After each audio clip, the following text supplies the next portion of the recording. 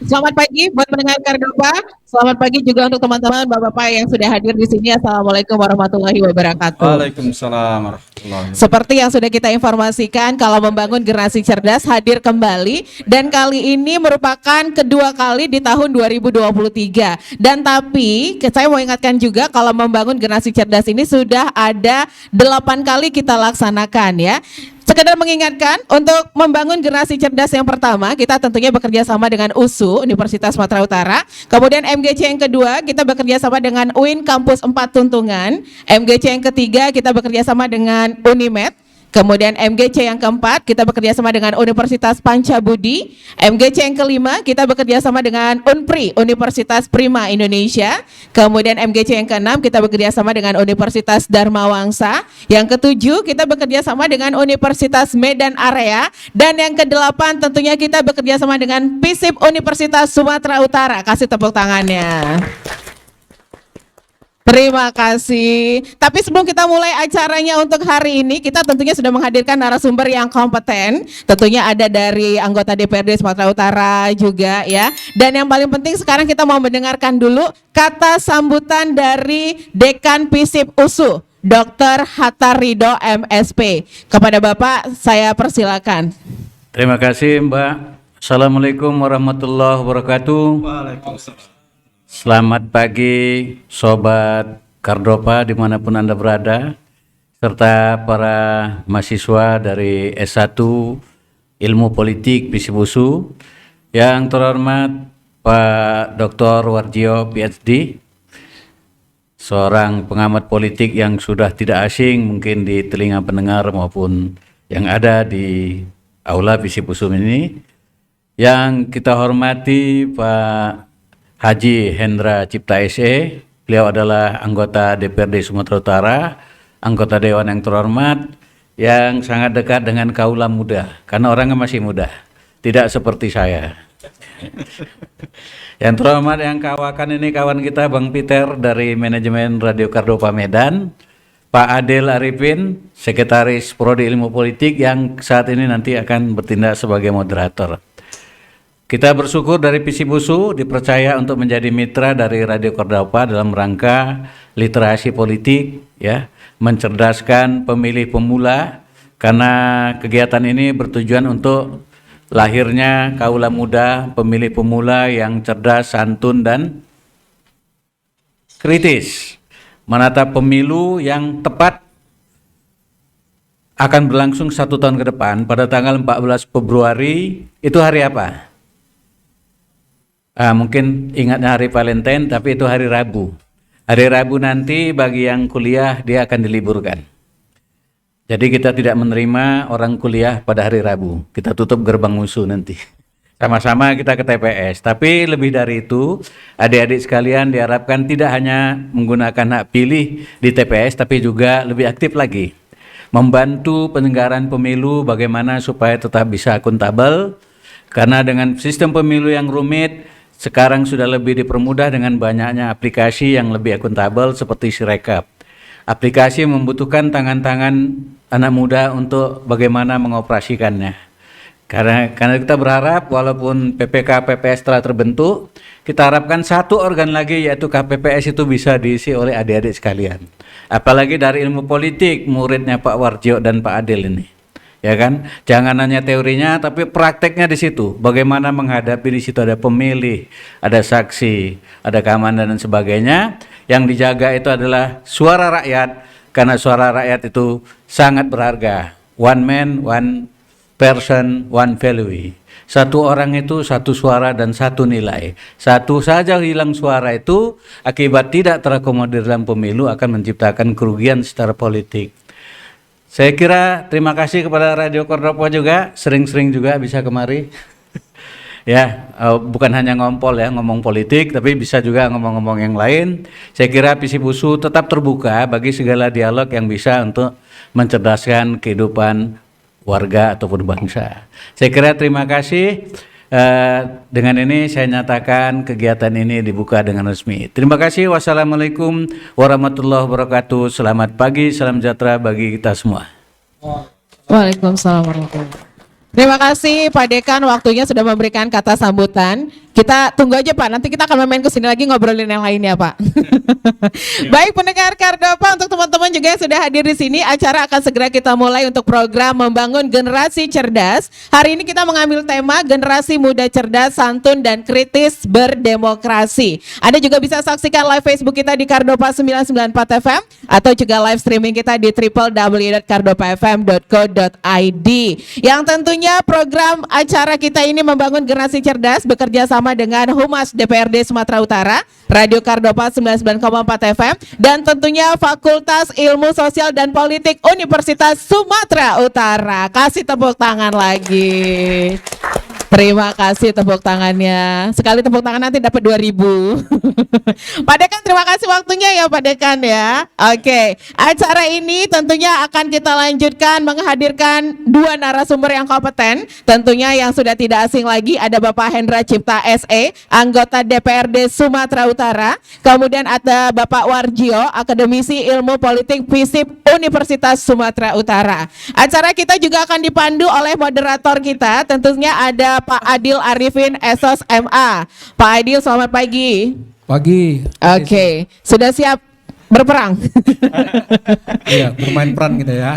Oke, baiklah. Kalau gitu langsung aja kita buka acara kita Membangun Generasi Cerdas yang ke-8. Tentunya dengan tema Generasi Muda Cerdas, Santun dan Kritis Berdemokrasi. Saya serahkan ke Pak Moderator, silakan. Baik, terima kasih Mbak Desi. Bismillahirrahmanirrahim. Assalamualaikum warahmatullahi wabarakatuh. Waalaikumsalam. Selamat pagi dan salam sejahtera untuk kita semua. Yang saya hormati para narasumber yang telah berhadir di ruangan ini, Bapak Warjio PSD dan Bapak Hendra Cipta SE, dan Pak Peter dari produser Manopo, Mbak Desi, dan para peserta dialog publik ini sekalian, dan para pendengar Kardopa dimanapun Anda berada. Hari ini tadi telah disebutkan ada acara Membangun Generasi Cerdas, sesi yang ke-8 tadi ya Mbak Desi ya, dan dengan tema Generasi Muda Cerdas, Santun, Kritis, dan dalam berdemokrasi. Jadi memang kita telah melalui proses ini, sedang dalam proses besar nanti di 2024 ya, pemilihan di segala bidang daripada presiden, wakil presiden, anggota-anggota DPR pusat ya, kemudian DPR di provinsi, kabupaten, kota, bahkan kepala daerah ya, mungkin totalnya ada 6 kota nantinya itu ya. Jadi para masyarakat, para mahasiswa harus tahu ya, jangan sampai tidak tahu. Inilah salah satunya peran kami Universitas Prodi dalam Tridharma perguruan tinggi, terlibat dalam pendidikan politik ya, dan lain-lain. Jadi kita diharapkan cerdas, dan tentunya ada etika ya, ada sopan santun nantinya, karena itu akan banyak pihak yang hadir, ada juga pengawas, ada bukan hanya orang-orang tua juga ada, para disabilitas juga ada, ya bisa juga kita bisa mendahului yang kurang mampu mungkin, dan tentunya juga dalam membangun demokrasi kita yang makin berinteres ke depan. Baik, langsung saja sebelumnya saya sebutkan ini adalah kerjasama dengan Humas DPRD Sumut Sumatera Utara, kemudian dengan Radio Kardopa 99,4 FM dan Fakultas Ilmu Sosial dan Ilmu Politik USU, disiarkan langsung di Radio Kardopa 99,4 FM dan live streaming Facebook Kardopa 99,4 FM diproduksi oleh Kardopa Digital. Baik para pendengar sekalian, para Bapak narasumber, saya perkenalkan, mungkin nanti ada waktu kurang lebih 10 menit untuk diberikan waktu untuk memberikan bahannya. Yang pertama kami berikan satu-satu dulu nih ya Mbak Desi ya. Satu-satu dulu mungkin. Pertama kami berikan kesempatan kepada Bapak Hendra Cipta SE. Sebelumnya mungkin saya memberikan perkenalan singkat, tapi mungkin sudah terkenal lah beliau mungkin di Dapil 3 Sumut ya Pak ya, di Deli Serdang. Bagi pendengar yang lainnya ya, karena Bapak ini juga mewakili kita di seluruh Sumatera Utara, beliau ada di Komisi E Pak ya. Di Komisi E itu bidang kesejahteraan rakyat ya, diantaranya bidangnya adalah sosial, bidang pendidikan, bidang kesehatan, ya bidang olahraga ya, dan lain-lain. Jadi bisa kita suarakan ya apa keinginan kita, apa masalah-masalah dan masyarakat kepada Bapak Endra Cipta SE. Di antaranya beliau ini juga merupakan Ketua Syarikat Islam wilayah Sumatera Utara. Baik Pak, kami berikan waktu dan tempat terhadap materinya. Silakan Pak. Ya. Assalamualaikum warahmatullahi wabarakatuh. Waalaikumsalam. Terima kasih Pak Moderator. Saya hormati Pak Warjo, rekan kita. Biasa manggil abang, kita karena di kampus paksa manggil bapak ini. Bang Peter dan semua adik-adik mahasiswa dan pendengar Radio Cardova yang semoga diberkahi oleh Allah Subhanahu wa taala. Pertama tentunya dalam kesempatan ini kita berdiskusi tentang politik dan generasi muda. Saya pikir karena ini adalah mahasiswa-mahasiswa ilmu politik, saya nggak akan mengkaji tentang ilmu politik itu apa. Tapi terapan bagaimana kondisi hari ini, kondisi objektif hari ini terkait pandangan generasi muda terhadap yang namanya satu makhluk yang namanya politik itu gitu. Ya, jadi ini yang saya mulai untuk diskusinya, Bang Warjo ya, dari sisi praktisinya gitu. Pertama tentunya kita paham bahwa hari ini generasi muda kita itu memiliki karakteristik yang berbeda dengan generasi-generasi muda di zaman-zaman sebelumnya. Tahun 28 pergerakan kita itu pergerakan pemuda yang memang untuk melawan kaum imperialisme, ya kolonialisme. Jadi semangatnya adalah semangat kemerdekaan. Kemudian tahun 45 juga seperti itu. Kemudian berlanjut dengan tantangan-tantangan zaman yang berbeda. Tahun 65, tahun 74, 78, kemudian tahun 98. Dan hari ini generasi muda kita memiliki tantangan yang juga berbeda gitu dia. Karena hidupnya itu tidak sama dengan hidup di masa Bang Warjio waktu menjadi aktivis mahasiswa. Inilah yang hari ini dihadapi oleh generasi muda kita.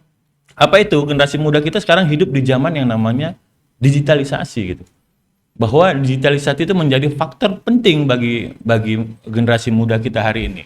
Hal yang tidak pernah kita pikirkan ketika kita masih dulu kuliah ataupun masih kita menjadi seorang aktivis pemuda gitu, bahwa kondisi teknologi kita semaju hari ini gitu. Yang tidak pernah kita bayangkan ada video call, ada segala macam, itu tidak pernah kita bayangkan di masa-masa sebelumnya. Itulah yang hari ini menjadi karakteristik bagi generasi muda kita hari ini, bahwa generasi digitalisasi. Tapi memang yang menjadi tantangannya adalah generasi muda kita, khususnya mahasiswa, menjadi generasi yang menjadi sedikit berubah karakternya, menjadi individualistik gitu dia. Jadi dia lebih memikirkan diri sendiri gitu. Dan itu memang kita rasakan bahwa tidak sama lagi semangatnya ketika kaum mahasiswa hari ini dengan kaum mahasiswa di masa-masa sebelumnya. Karena memang itu tantangannya bagaimana mereka bisa mengatasi karakter sebagai generasi yang individualistik tadi itu. Gitu. Jadi yang mengakibatkan apa karakter ini?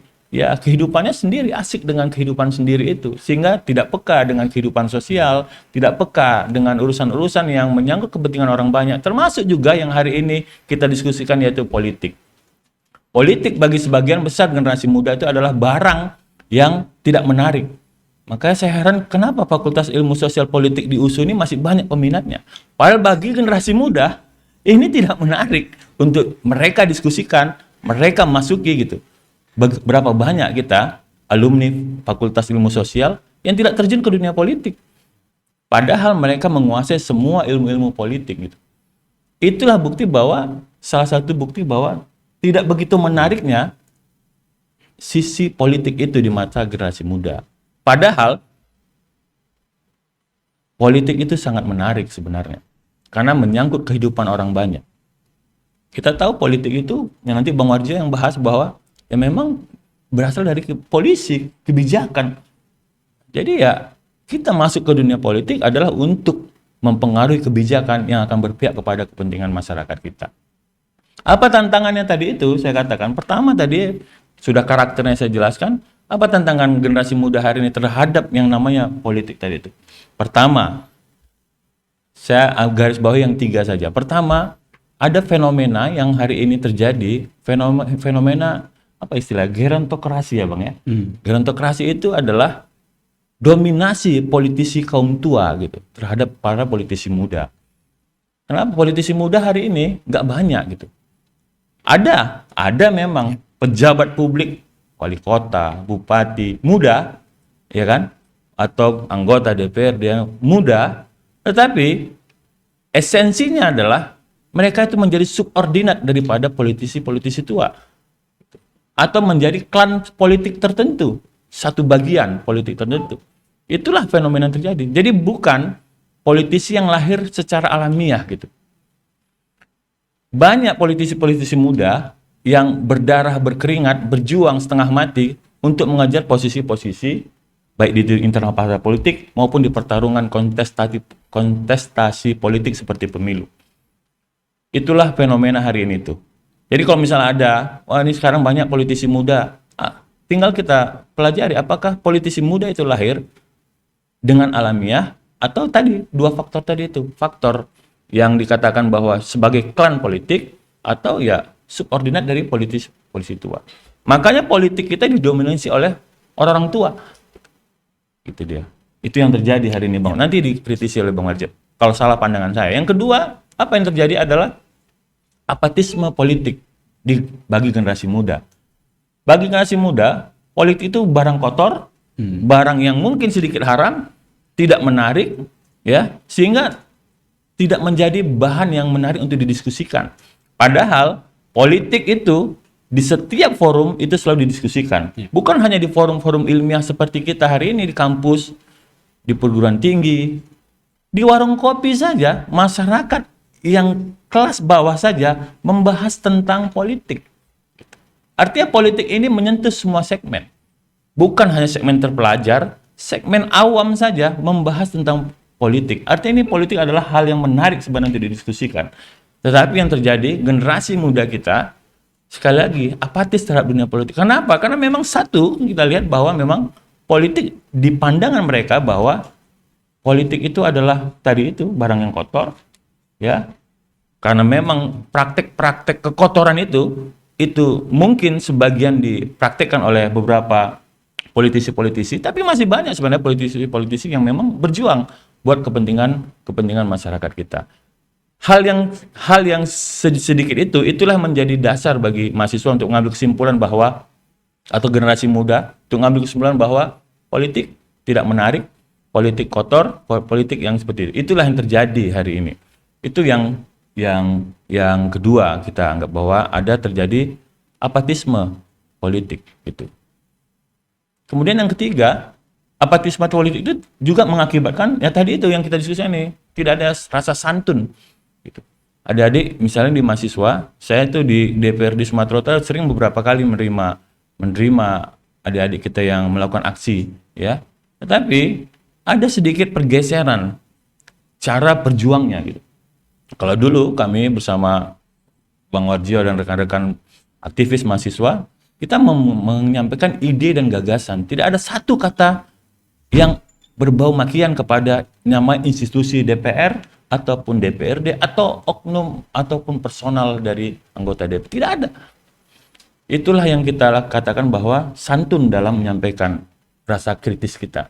Itu. Kemudian yang ketiga bahwa jadi ada gerontokrasi, kemudian ada apatisme bagi generasi muda, ya. Kemudian yang terakhir adanya tadi itu dominasi oligarki.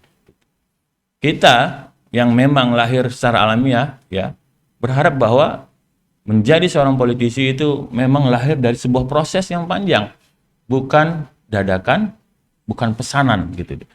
Oligarki hari ini mungkin nanti bisa dikritisi juga sekali lagi oleh Bang Warjo, ya.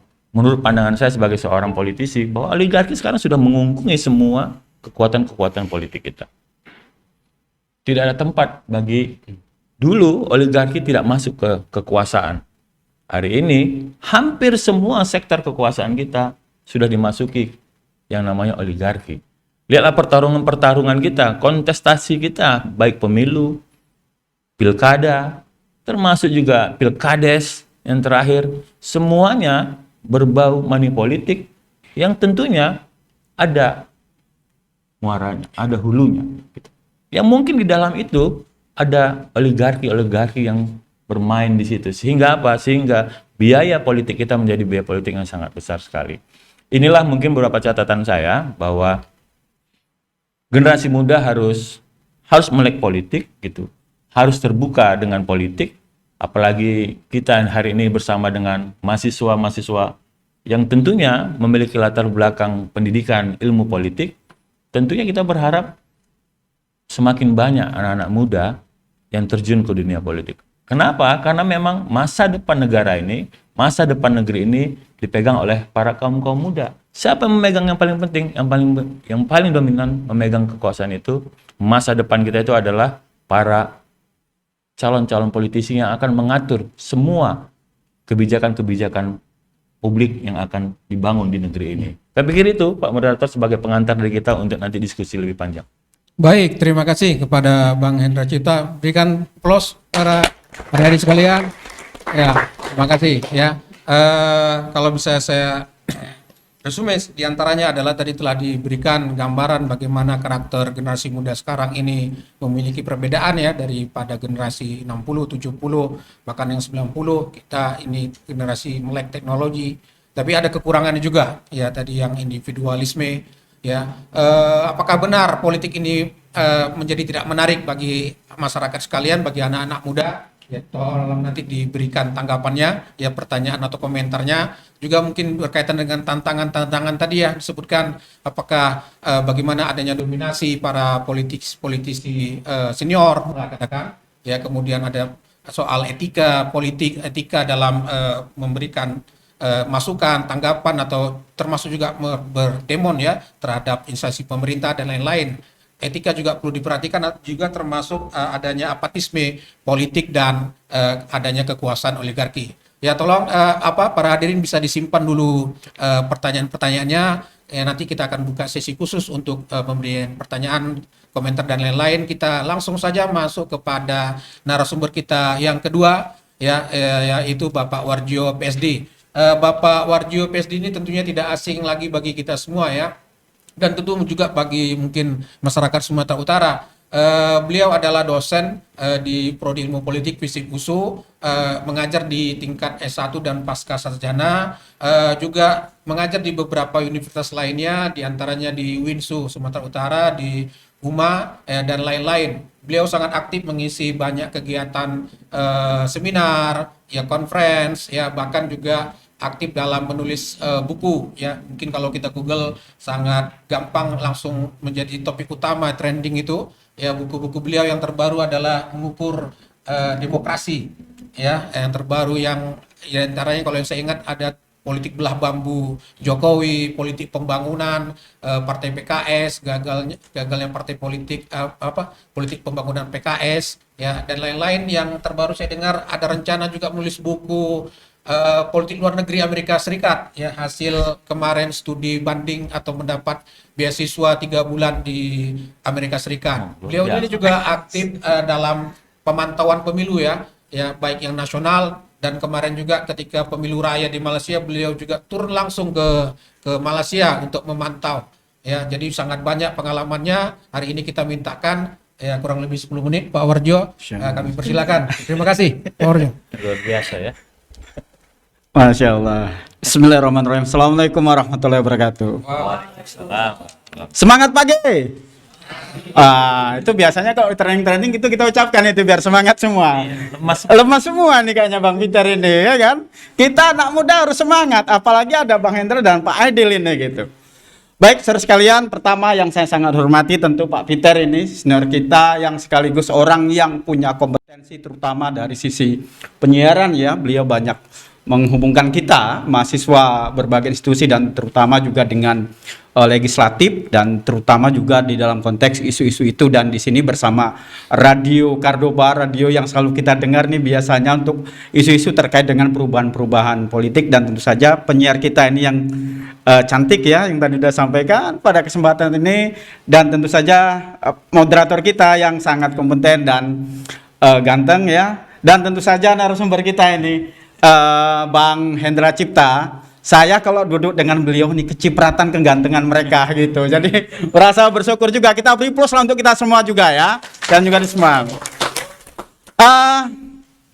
Pendengar Radio Kardopa dan hadirin yang saya hormati, pada kesempatan ini tentu kita mengucapkan syukur ya, karena pertama tentu pertemuan kita pada kesempatan ini bukan pertemuan biasa, tapi pertemuan luar biasa. Bayangkan dulu mungkin masih 2 tahun atau setahun yang lalu, amat susah dan jarang bisa kita temukan anggota legislatif mau turun ke berbagai institusi perguruan tinggi bertemu dengan kita semua. Maka sekali lagi kita beri plus dengan Humas DPRD Provinsi Sumatera Utara bersama dengan radio yang sudah memberikan kesempatan kepada kita untuk berkumpul di sini.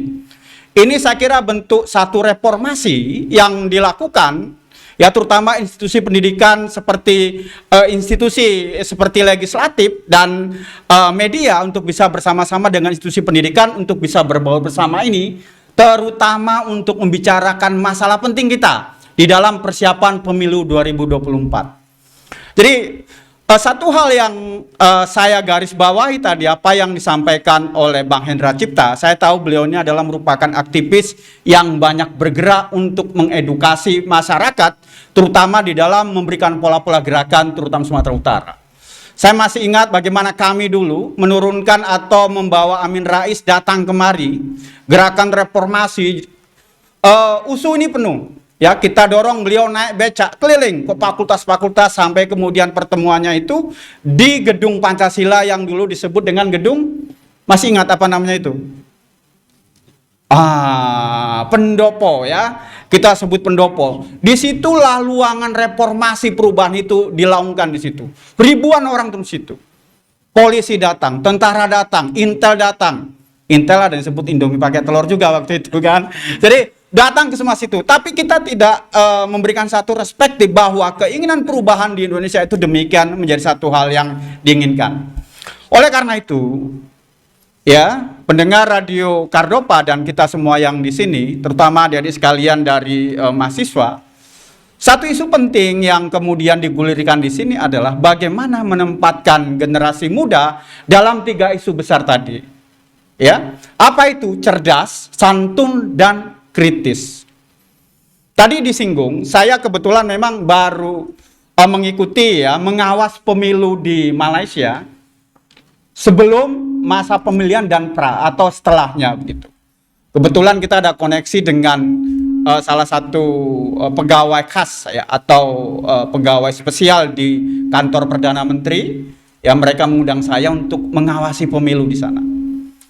Yang menarik adalah bahwa pelaksanaan pemilu di sana relatif dapat dilaksanakan secara baik. Jadi saya keliling itu ke berbagai negeri, ke Kelantan, Kuala Lumpur, Selangor, Pineng gitu, untuk melaksanakan bagaimana persiapan itu. Dan terutama bagaimana penyelenggara, yaitu kalau di sini disebut dengan pemilu atau KPU, di sana disebut dengan SPR, Suruhan Jaya Pilihan Raya. Dalam waktu yang relatif singkat, mereka mampu melaksanakan, menurut penilaian saya sebagai observer luar, itu cukup bernas atau cukup bermutu. Ya, bayangkan hari ini pemilu, malam bisa ditentukan siapa yang duduk menjadi anggota legislatif. Gitu. Kalau kita kan di Indonesia masih memerlukan waktu yang cukup lama. C1-nya lagi berapa lama dan seterusnya begitu. Ini sebuah bentuk bagaimana kondisi itu bisa berjalan. Satu hal yang bisa kita garis bawahi, bahwa di dalam konteks penilaian demokrasi yang berkualitas, nilai utamanya itu adalah salah satunya adalah partisipasi dan keterbukaan. Gitu. Jadi kalau kita kaitkan dengan isu sekarang ini kita di sini, ini sangat connecting. Ya. Saudara sekalian dan pendengar radio Kardopa, tidak mungkin akan tercipta pemilu yang berkualitas kalau sub atau bagian kriteria pemilu berkualitas itu tidak dipenuhi. Baik dalam proses pra sebelum ataupun dalam masa pelaksanaan ya dan setelah. Kalau pra inilah sekarang ini sudah masuk ini.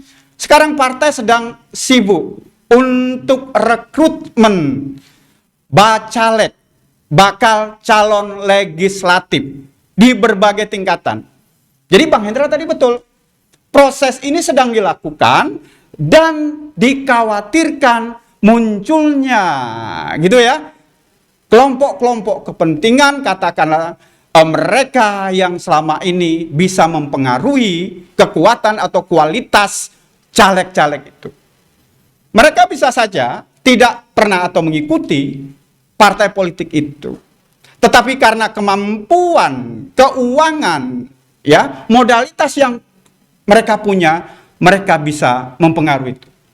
Bayangkan kalau ini kemudian terjadi, ya, proses seleksi itu didominasi oleh mereka tidak punya kemampuan connecting terhadap partai politik, dan kemudian mereka pula yang terpilih karena kemampuan modalitas itu, kita bisa mengharap apa?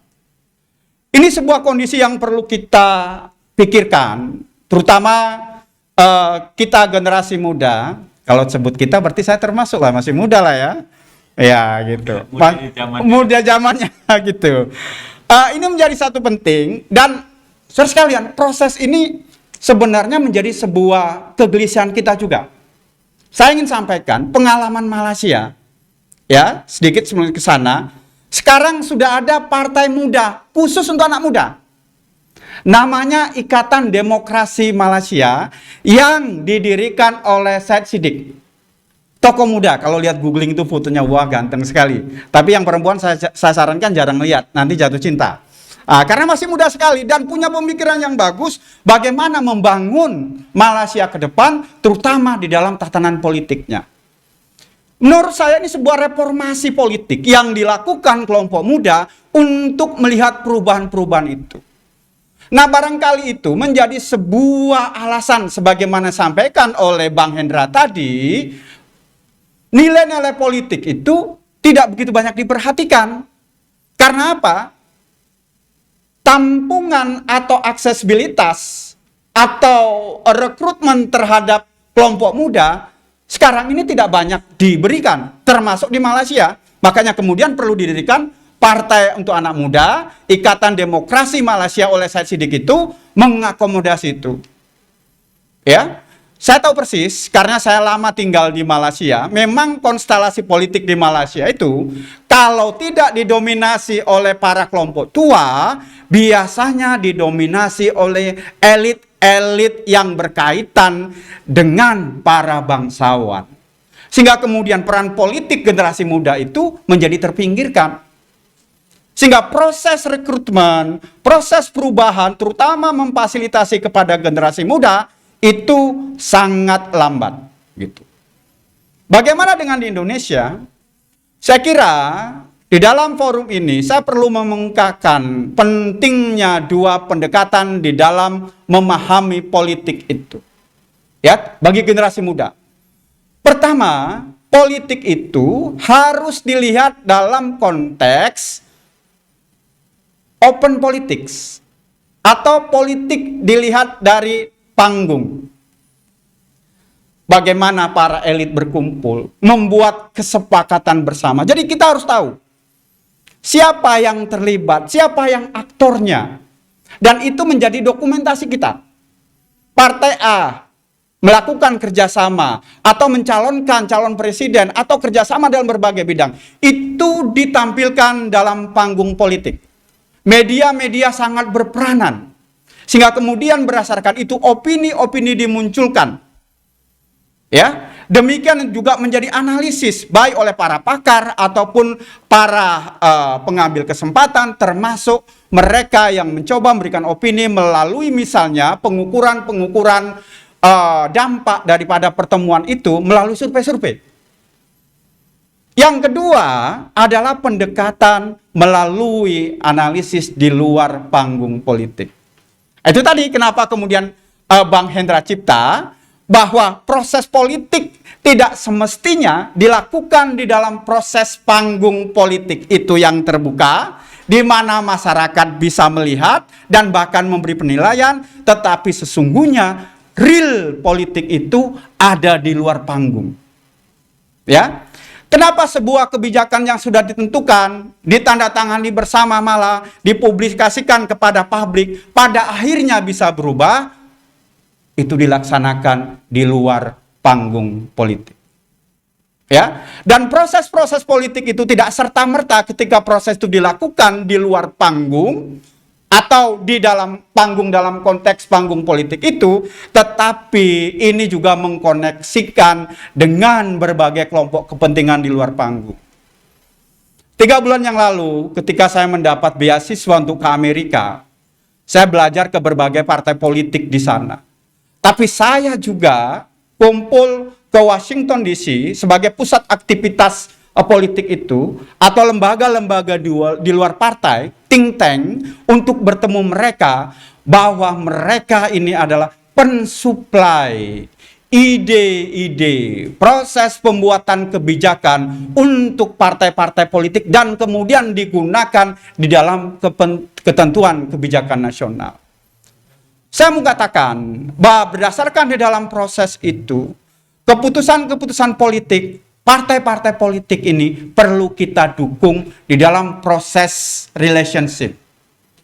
Ya, karena partai politik yang diakui secara undang-undang sebagai satu lembaga resmi rekrutmen politik dan proses politik, kita bisa menilai kelebihan dan kekuatannya. Kelebihannya adalah partai sebagai institusi politik resmi yang dilakukan atau diwujudkan di dalam undang-undang untuk rekrutmen politik itu bisa menerbitkan atau memunculkan calon pemimpin di eksekutif, presiden, menteri, ya, bahkan di kehakiman untuk menempatkan itu. Jadi begitu besarnya potensi di partai politik ini, rekrutmen itu. Makanya kalau kita lihat, yang kita lihat berita di televisi atau dengarkan di radio, misalnya si A terpilih menjadi katakanlah kepala dinas. Jangan dilihat itu sebagai sebuah kebutuhan yang memang tugas eksekutif kepala daerah. Tetapi sebenarnya endorse partai politik itu sangat penting dan terjadi. Jadi siapa yang akan menjadi kepala dinas atau lembaga-lembaga tertentu di misalnya tingkat daerah, partai-partai banyak berperan. Bahkan misalnya siapa yang perlu misalnya menempati posisi strategis di dalam kepemiluan, hubungan relationship dengan partai ini juga sangat penting. Itu di eksekutif, termasuk di presiden. Jadi partai menjadi kunci masuk atau gabungan partai politik sebagaimana diamanahkan undang-undang. Maka siapa yang akan menjadi kepala daerah, baik di tingkat 1 atau tingkat 2, demikian juga sampai di tingkat nasional, presiden dan menteri-menterinya, peran partai politik ini sangat besar sekali. Ya. Dan itu diselesaikan bukan hanya di panggung politik yang terbuka tadi, tetapi juga diselesaikan di luar itu.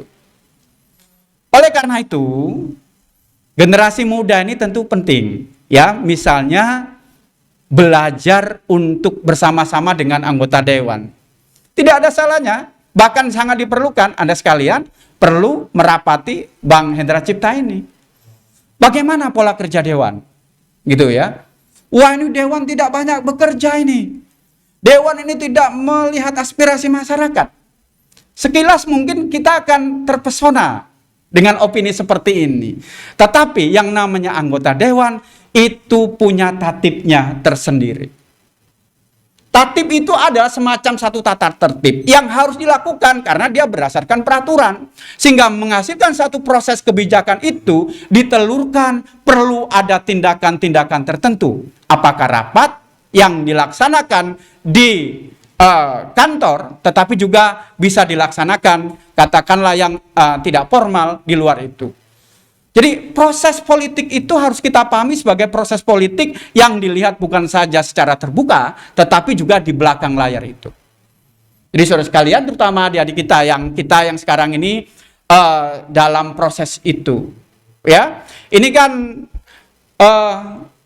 kalau boleh tahu usianya sudah 17 tahun belum? Lebih ya. Udah nikah belum? Belum. Ada yang udah. Ada yang udah, kita nggak tahu. Sebab syarat untuk bisa memberikan suara itu kan 2 itu.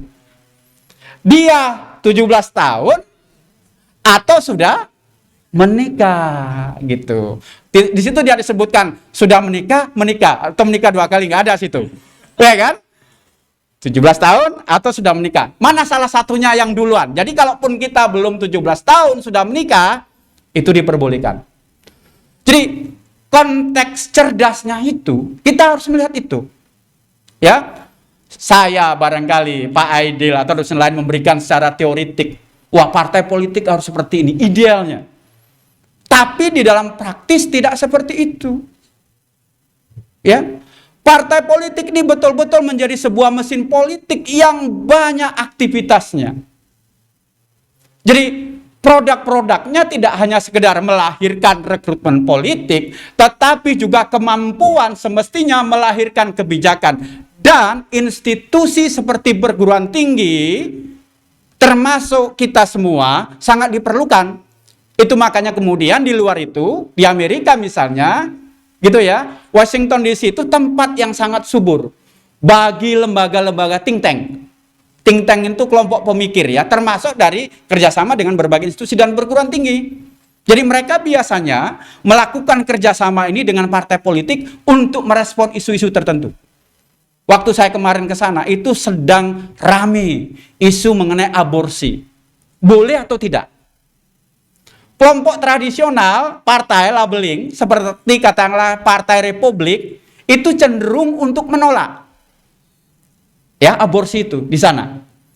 Tapi partai yang dianggap liberal seperti Partai Demokrat di sana, itu cenderung mendukung untuk aborsi.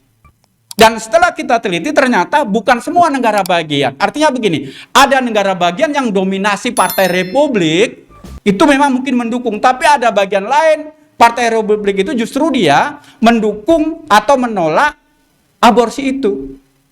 Dan itu mereka tidak bisa bekerja sendiri karena melibatkan berbagai kelompok termasuk think tank itu.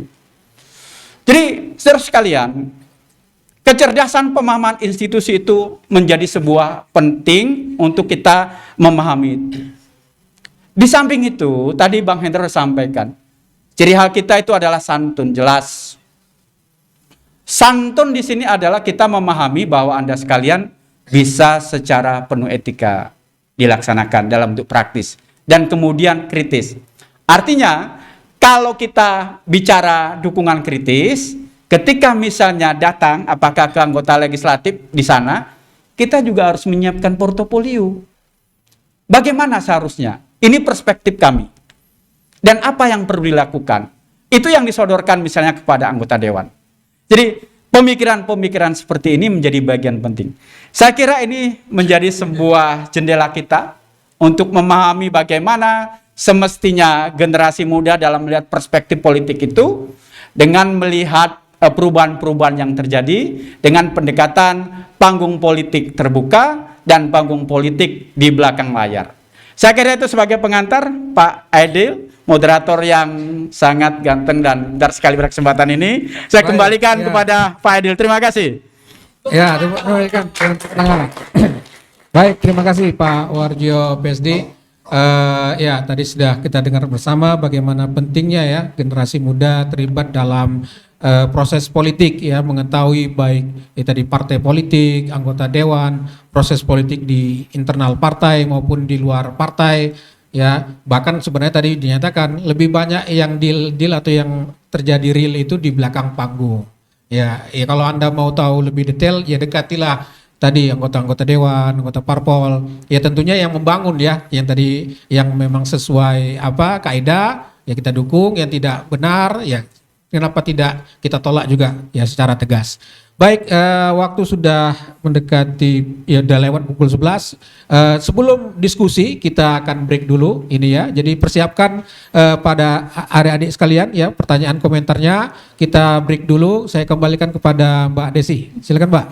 Terima kasih Bang Aidil. Untuk adik-adik di sini, teman-teman di sini jangan lupa nanti abis ini kita akan masuk ke session tanya jawab ya. Mungkin bisa disiapkan pertanyaannya. Boleh ke Pak Hendra, boleh ke Pak Warjio juga tentunya. Jangan kemana-mana pendengar Kardopa, kita akan kembali lagi di program Membangun Generasi Cerdas dengan tema kita pagi hari ini, Generasi Muda Cerdas, Santun dan Kritis Menatap Pemilu 2024. Jangan lupa juga untuk saksikan live streaming kita di www.kardopafm.co.id atau juga live Facebook kita di Kardopa 994 FM. Kita kembali lagi setelah yang berikut ini.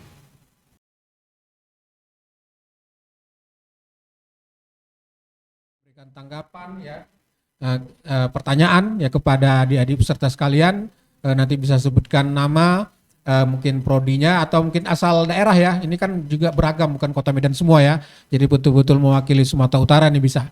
Ayo Boleh silakan. tunjuk tangan? Oke, Ah. yang mana dulu ini? Silakan pilih Mbak Desi. Nah, Oke, yang dekat dulu. Antusias. Baik, selamat pagi. Oh, siang ya. Baik, perkenalkan, nama saya Putra Nesya Jibua dari Prodi Ilmu Politik, Stambuk 2021. Saya berasal dari Nias, Pak. dari Nias. Nah, jadi kan di materi tadi bahwa ada 3 tantangan di dalam generasi muda. Pertama, fenomena dominasi politik kaum tua, apatisme politik, dan dominasi oligarki. Di mana hal tersebut menjadikan generasi muda kita itu golput dalam pemilu. Tapi secara kritis juga, ketika hal ini terjadi, ini yang membuat generasi muda kita itu golput dalam pemilu-pemilu kedepannya, karena mereka merasa bahwa ini hanya kontestasi bagi pemilik modal atau oligarki yang ada di partai tersebut. Nah, dalam mengubah sistem generasi muda ini agar kembali lagi pada biar tidak golput ke depannya, contohnya pada pemilu 2024 nanti, bahwa yang bisa mengubah hal tersebut adalah para sistem pemerintahnya itu sendiri, di mana parpolnya, partai politiknya harus mengubah sistem dalam pencalekan, dalam mengusung siapa bakal calon yang akan berkontestasi dalam pemilu pada pemilu 2024 nanti, dan para dominasi oligarki itu tersebut. Jadi menurut saya sendiri, generasi muda ini melakukan golput itu sendiri atas dasar para sistem atau pemangku jabatan tersebut. Jadi dapat saya katakan bahwa mungkin ada 10% keinginan anak muda ini tidak mau memilih, dan ada selebihnya karena didominasi oleh oligarki tersebut. Jadi Baik. pertanyaan saya di sini, bagaimana pendapat para Pak Narasumber. Hendra atau Pak narasumber tersebut mengenai hal tersebut, ketika ketiga tantangan tersebut justru dibangun oleh para stakeholder pemerintahan itu sendiri. Terima kasih. Baik, terima kasih. Yang kedua, Kita tampung dulu ya Pak ya. Ya, Yang tampung kedua dulu ya. silakan. ya silakan. Assalamualaikum warahmatullahi wabarakatuh. Waalaikumsalam. Selamat pagi menjelang siang untuk Bapak narasumber dan Bapak moderator. Perkenalkan, nama saya Muhammad Ilham Yusuf. Saya dari Prodi Ilmu Politik dan asal daerah saya itu di Deli Serdang tepatnya Pak, di dapil Bapak. Ya, rupanya ya. Berbicara tentang pemilu, pasti tidak lepas kaitannya dengan partai politik gitu Pak. Tadi ada Pak Hendra itu menyinggung terkait tentang demo gitu kan. Sebenarnya eksistensi sebuah partai politik itu adalah sebagai pengeras suara dari rakyat gitu kan. Yang sebenarnya adalah jika eksistensi dari partai politik itu tidak ada, maka fungsi dari sebuah partai ini tidak berjalan begitu kan Pak. Terkait dengan demo tadi itu, Bapak menyinggung tentang banyak masyarakat atau orang-orang yang berdemo itu tidak santun sampai menyerang ke personal atau segala macam gitu kan. Nah, di sini yang ingin saya tanyakan adalah apakah partai politik sekarang itu sudah membicarakan terkait dengan fungsinya?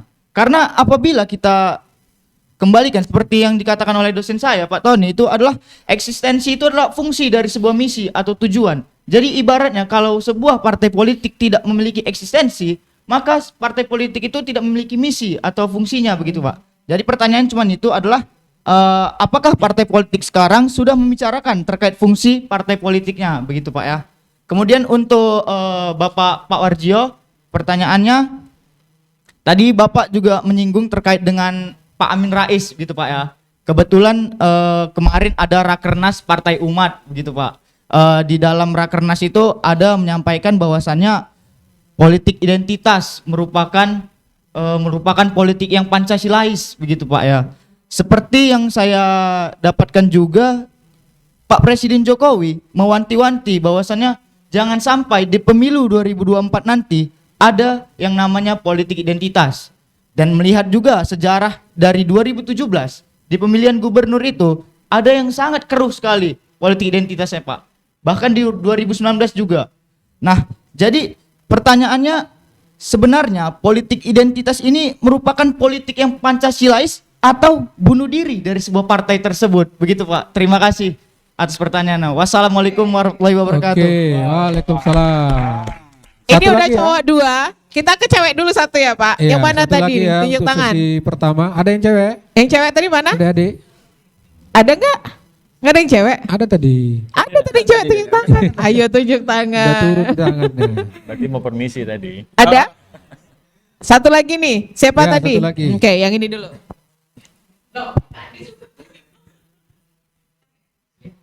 Baik, selamat siang Bapak dosen. Perkenalkan nama saya Agung Zia Panyabangun. Saya berasal dari Kota Binjai. Kan Pak dari tadi teman saya udah bertanya tentang hal-hal yang berbau teori. Saya ini ingin mewakili pertanyaan masyarakat umum Pak.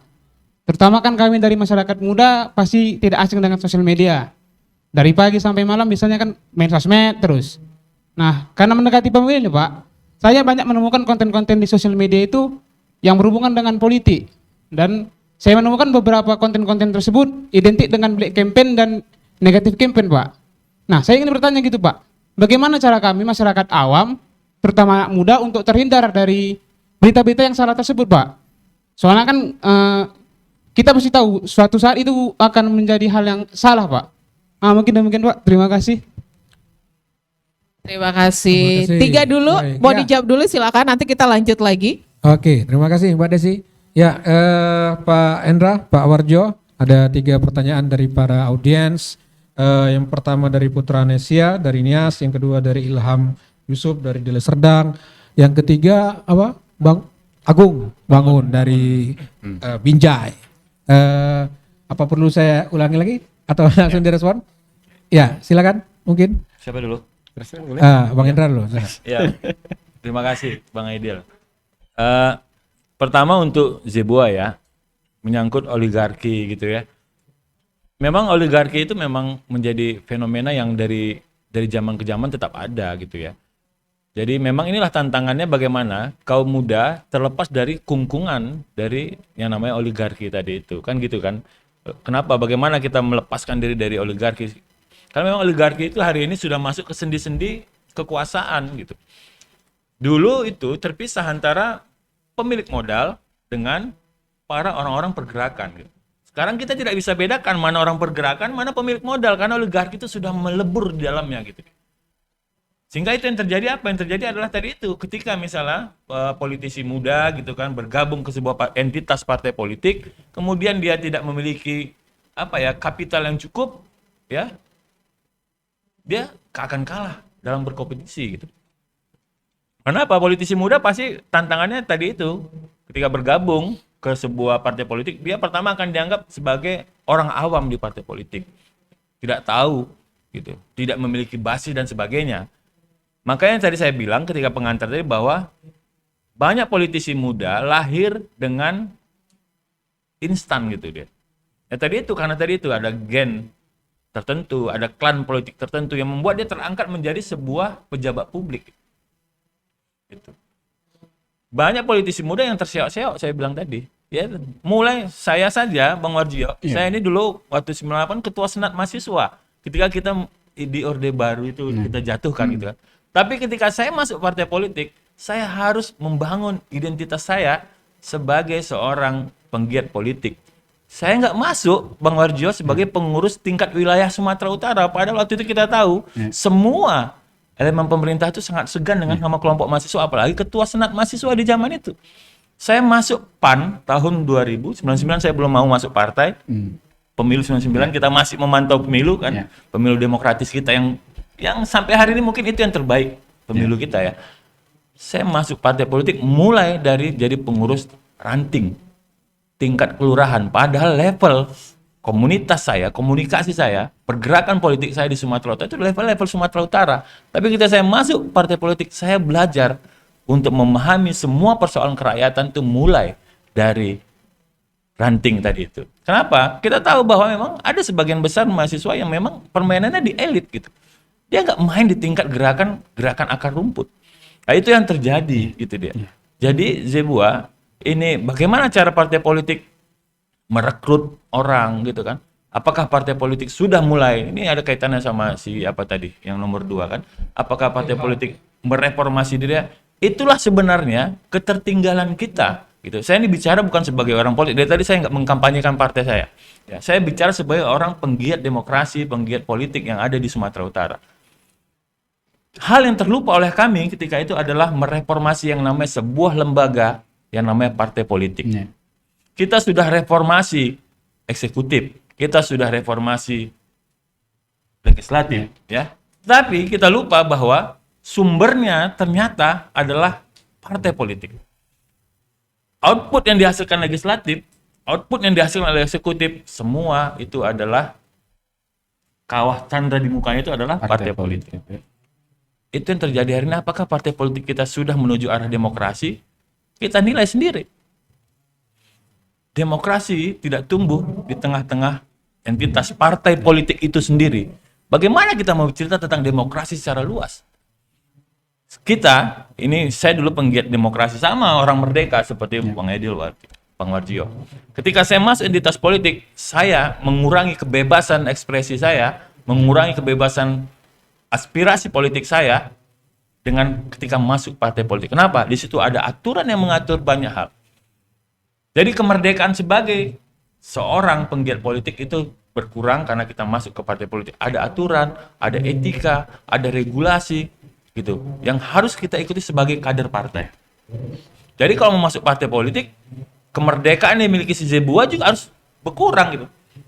Orang sekritis apapun ketika dia menjadi aktivis mahasiswa, masuk partai politik, pasti akan dia mengikuti arah perjuangan partai politiknya. Gitu dia. Itu sudah pasti. Siapapun dia. Gitu dia. Itu mungkin nanti bisa dibantah oleh Bang Warjio. Ya. Jadi itu menurut saya memang apa langkah-langkah yang dilakukan partai politik? Ya tadi itu kita berkewajiban satu memberikan memberikan porsi yang cukup pada generasi muda. Generasi muda ini selalu di partai politik adalah sebagai lahan basah. Hal yang paling menarik. Kenapa? Pemilih terbesar itu adalah pemilih muda, kaum milenial kalian, gitu. Makanya berlomba-lomba orang tua merubah gaya menjadi anak muda, gitu. Karena untuk menarik segmen muda itu tadi. Tiba-tiba orang tua bermain medsos, ini kaitannya ke si Bangun tadi. Main medsos, gitu kan. Yang jadi politisi sudah mulai narsis juga gitu dia. Mulai muntung, tapi memang itulah tuntutan zamannya gitu. Dulu kita tidak bisa membangun sebuah gerakan dari Jawa ke Sumatera itu dengan secepat kilat. Kita itu butuh waktu yang sangat panjang. Memanaskan usu ini saja untuk membuat sebuah gerakan besar yang namanya reformasi di Sumatera Utara itu butuh waktu berbulan-bulan. Untuk meyakinkan kawan-kawan kita di sini untuk sama-sama berjuang seperti kawan-kawan kita yang di Jakarta. Malah sampai dikirimi celana dalam dan BH dulu itu. Padahal yang kirim itu orang kita juga. Bukan dari sana kirimnya. Kita bilang dari Biar Jakarta, semangat, padahal kita kirim dari kita sendiri. Tapi itulah yang terjadi ya dari sekalian, bahwa ya partai politik itu ya seperti itu dia. Bagaimana? Apakah ini tidak bisa kita atasi? Bisa kita atasi. Apa caranya? Generasi muda harus melek politik. Kenapa? Karena ini masa depan kalian. Kan tadi politik itu outputnya adalah kebijakan publik. Kebijakan publik itu bukan hanya berlaku untuk hari ini. Kebijakan publik itu berlaku untuk masa depan. Kalau kalian apatis, menjadi golput, menjadi tidak mau peduli dengan nama politik, artinya kalian membiarkan masa depan kalian sendiri itu dengan kertas kosong diserahkan ke mereka pemegang kekuasaan hari ini, untuk menentukan seperti apa masa depan tanpa kalian terlibat apapun sedikit pun di dalam itu. Paling minimal keterlibatan kalian adalah memilih orang-orang yang tepat untuk menjadi wakil kita. Kalau cerita partai politik pemuda, Indonesia pernah punya partai politik PPI, Partai Pemuda Indonesia. Malaysia terlambat itu. Tapi apakah berkembang? Tidak berkembang. Kemarin ada wacana partai mahasiswa. Inilah yang membuat kita Bang ya? Ternyata tidak menarik sekali lagi bagi kalangan muda gitu. Padahal kita pikir ini nggak ada gunanya. Padahal sangat berguna sekali untuk masa depan kaum muda itu sendiri. Kami misalnya hari ini membuat kebijakan di DPRD ini kan fungsinya hanya 3, kalian kan tahu kan? Membuat salah satu legislasi, fungsi legislasi, memberikan buat perda segala macam, buat undang-undang kalau di DPR RI. Kalau itu tidak diberikan muatan oleh kaum muda, karena yang akan tahu tantangan masa depan itu adalah kalian kaum muda itu. Bukan orang-orang tua yang hari ini ada. Gitu. Kalian yang tahu masa depan. Kita nggak pernah bayangkan dulu ada kegiatan daring. Nggak ada, mana ada kita bisa daring, nggak ada. Kita dulu telepon umum pakai pager. Mau undang Bang Warjio misalnya datang ke USU atau datang ke UISU untuk memberikan pencerahan ke kawan-kawan gerakan mahasiswa kita, itu pakai pager gitu, pakai pager, tolong telepon kembali. Baru kita cari telepon umum, kita telepon ke rumahnya. Betul kan gitu? Seperti itu dia. Hari ini medsos, ini sekalian untuk tiga-tiga saya pikir jawabannya. Medsos itu menjadi peran yang sangat penting gitu. Digunakan, makanya banyak orang menggunakan hal yang positif dan negatif dalam itu. Kami pernah sama radio ini juga Kardopa dengan generasi cerdas kita untuk bermedsos secara bijak. Kenapa? Nggak ada filter di medsos itu. Siapa yang memfilter diri kita sendiri? Banyak berita-berita, berita-berita yang tidak bisa dipertanggungjawabkan. Itulah tantangan tadi saya bilang berbeda tantangannya dengan tantangan masa kami. Tantangan kalian memfilter semua informasi, kemudian menentukan sikap secara sendiri gitu ya. Jadi kita yang harus tahu, ini berita nih. Kan kita orang terpelajar. Kita tahu mana berita yang menurut kita, oh ini adu domba, ini propaganda gitu. Makanya saya termasuk orang Bang Warjio, walaupun saya insan politik, saya orang yang nggak terlalu suka untuk membaca berita-berita online yang tidak bisa dipertanggungjawabkan. Misalnya tentang presiden yang katanya keturunan ini, itu hal yang bagi saya membuang waktu dan energi untuk saya baca gitu. Baguslah saya baca buku-buku yang biasa saja gitu. Gitu dia. Jadi itu. Dan sekali lagi masalah kita adalah masalah anak muda ini. Anak muda ini Bang, sekarang ini dunia di genggamannya, tapi dia terkungkung dengan pikirannya. Padahal dengan dunia di genggamannya, dia harus membuka semua pikirannya. Apa masalahnya? Ini autokritik buat generasi muda dan khususnya mahasiswa. Kenapa? Malas baca kita. Kita tidak pernah membaca gitu. Di tangan kita banyak bacaan yang bisa kita baca, tapi sekali lagi dengan filter. Dulu, itu saya lagi ya, ini bukan menceritakan kehebatan masa lalu, tapi bahwa dulu kami untuk membaca buku-buku yang berkualitas, menganut nilai-nilai demokratis, itu sangat sulit sekali karena memang ada NKK, BKK di kampus, ada tekanan rezim gitu. Sekarang keterbukaan. Ini kan generasi yang lahir mungkin 90-an ya. Ada yang 2000-an. 2000-an. Mereka tidak pernah tahu bagaimana susahnya hidup di zaman rezim yang memang mengungkung sebuah kebebasan. Sekarang kita hidup di masa kebebasan, kita tidak bisa memanfaatkan itu. Jadi Zebua, Ilham ya, bahwa partai politik itu perannya sangat penting sekali. Dari mana kita mulai memperbaiki negeri ini? Dari partai politik. Makanya saya adalah orang yang paling terbuka buat anak muda untuk ayo masuk ke politik, bergabung. Kalau tidak mau bergabung, berdiskusi. Buka forum-forumnya, kita buka. Kenapa? Tidak semuanya orang yang mengisi lembaga-lembaga kita itu maksud lembaga DPR, lembaga eksekutif, itu orang-orang terbaik yang ada di negeri ini. Kenapa? Karena sistem politik kita itu menganut sistem yang memang hari ini harus kita pertanyakan ulang. Sistem yang tadi hari ini diperdebatkan, sistem suara terbanyak. Sistem suara terbanyak itu membuka ruang kepada siapapun untuk bisa terpilih menjadi wakil rakyat, termasuk para oligarki-oligarki yang menitipkan, atau dia langsung atau menitipkan ke orang-orang tertentu.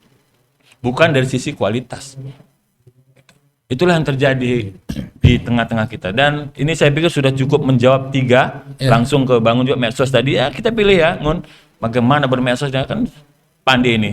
Anak-anak FISIP ini pasti memilih mana berita yang baik.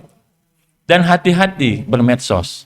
Karena kita bisa menjadi bagian orang yang menyebarkan isu-isu yang tidak penting untuk merusak negara kita. NKRI ini lahir dari pemikiran panjang para pejuang-pejuang kita. Termasuk juga kelompok-kelompok yang ada hari ini bertikai, kita anggap tadi itu, yang tadi pertanyaan si Ilham tadi. Ada politik identitas. Tidak, itu ciptaan semua. Ada orang bilang dulu kita, Bang Warjio, kenapa negara kita ini lambangnya Garuda? Saya nggak tahu ini betul atau enggak gitu. Kenapa lambangnya Garuda? Karena ada sayap sayap kanan, sayap kiri, dan ada badan di tengah. Sayap kanan inilah yang dianggap bahwa ini gerakan kanan. Gerakan kiri ada, sosialis kita ada. Jangan kita bilang tidak ada sosialis. Ada sosialis kita. Dua gerakan ini, kemudian ada nasionalis di tengahnya. Kalau satu saja jatuh sayap Garuda ini, maka jatuhlah negara ini. Makanya dulu sempat ide besar Soekarno itu Nasakom itu gitu. Itu dipertanyakan memang. Tetapi itu adalah ilustrasi saja bahwa dari zaman ke zaman, dari mulai pergolakan kemerdekaan, itu kelompok kanan, kiri, dan tengah itu tetap ada. Dan sekali lagi, politik identitas itu hal yang biasa dalam sebuah kontestasi politik. Cuma kita memframingnya menjadi seolah-olah ini sangat berbahaya, akan tidak. Ya. Dan sekali lagi, saya pikir peran mahasiswa, peran kaum muda dalam mengawal semua proses demokrasi, apalagi nanti 2024, ya, itu sangat penting, sangat vital sekali. Saya pikir itu, Pak. Baik, terima kasih Bang Hendra, saya sudah menjawab semuanya. Tapi mungkin perlu juga ada penambahan, penguatan daripada Pak Warjo, ya, merespon ketiga pertanyaan tadi. Silakan Pak Warjo. Iya, yang pertama tentu mungkin nanti mana yang masuk dari pertanyaan itu ya. Saya pertama mungkin akan merespon bagaimana kontekstualitas politik identitas. Ruangan ini kita ada banyak orang itu merepresentasikan banyak pemikiran, basis dalam konteks penguatan ideologis dan wilayah.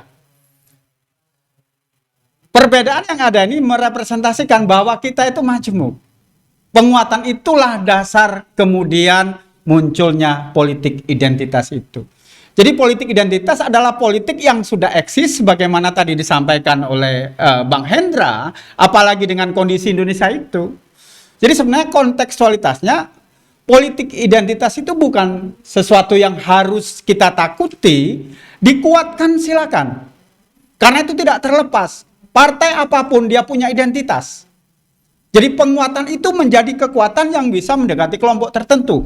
Yang tidak boleh adalah kemudian jika kemudian politik identitas itu dilakukan atas nama kepentingan tertentu dengan menghalalkan segala cara. Bertentangan dengan undang-undang. Saya waktu di gedung The Capitol Hill ya di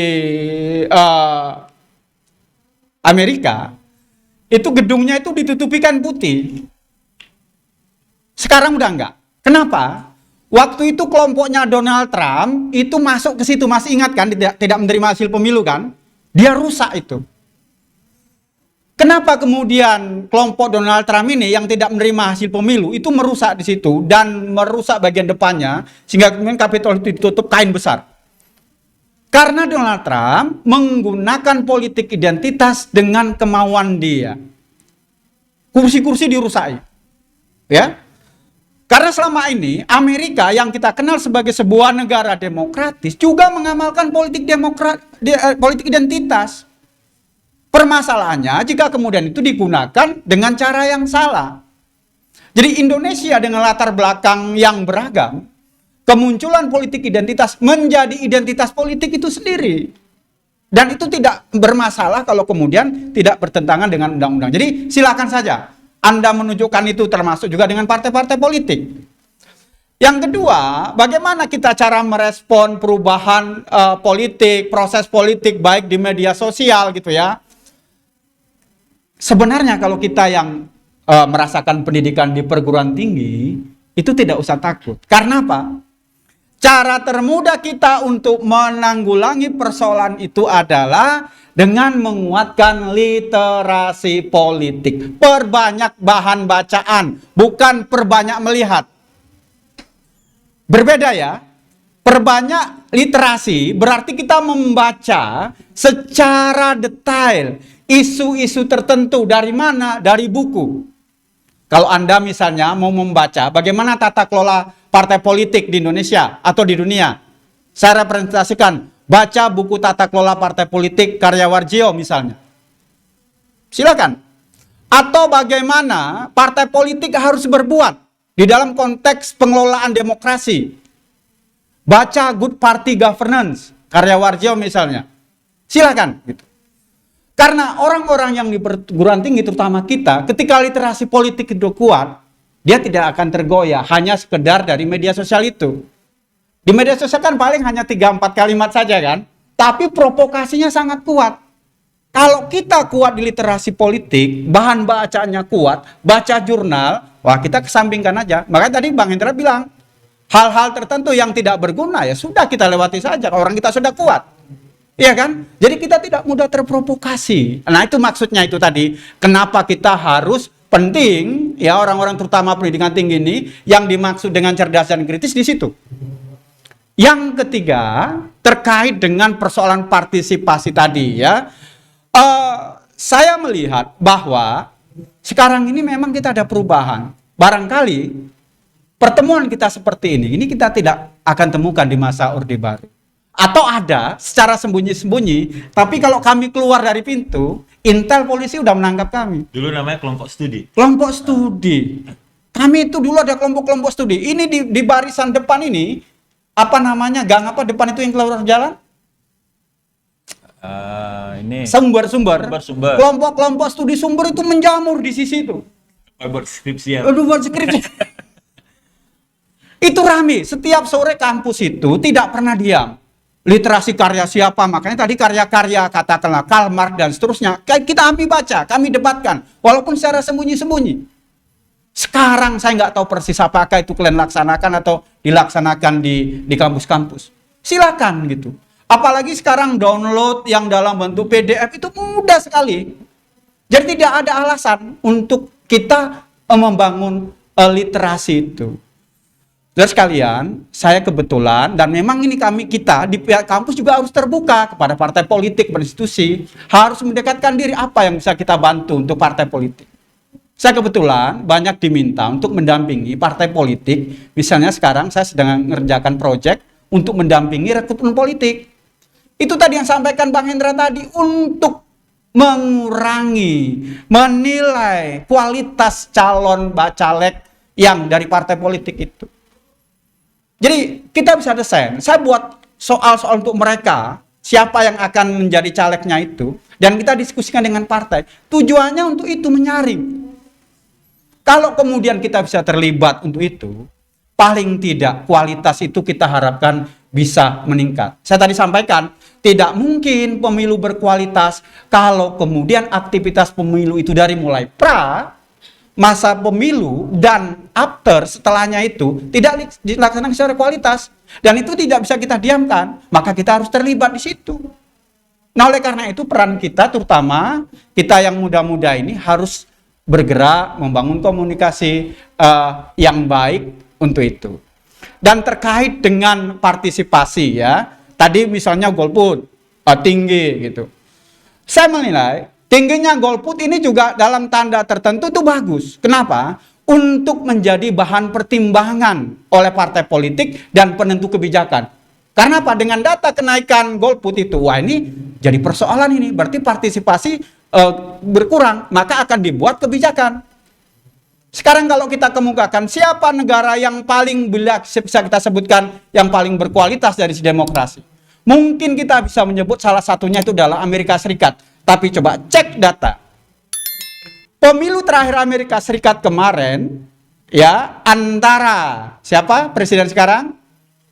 Joe Biden dengan Trump, ya kan? Itu adalah pemilu di mana tingkat partisipasi politiknya paling tinggi sepanjang pemilu di Amerika, yang berjumlah 67%. Bayangkan, 67% di negara yang disebut dengan demokrasi, hanya 67%. Kita dulu masa Orde Baru rata-rata 99% kan? Tapi Amerika yang disebut dengan negara paling demokratis di dunia hanya 67%. Persoalannya bukan pada jumlah, tapi persoalannya pada kualitas bagaimana proses demokrasi dan pemilu dilaksanakan. Saya kemarin ya setelah mendapat beasiswa dan belajar politik di sana terutama, penting salah satu masukan ke depan menurut saya, kita harus menempatkan pemilu itu sebagai foreign policy. Not just as security perspective atau kepentingan nasional. Sebab pemilu yang dilaksanakan sekarang, orientasi kita, negara kita hanya orientasi kepentingan nasional. Beda antara perspektif foreign policy dalam pemilu dan kepentingan nasional. Apa bedanya? Kalau kepentingan nasional, kita hanya orientasi pada kepentingan negara. Dan itu acap kali bisa digunakan oleh kelompok rejim yang dia mau mempatenkan atau melestarikan kekuasaannya melalui authoritarian election. Makalah kita sebut pemimpin yang otoriter.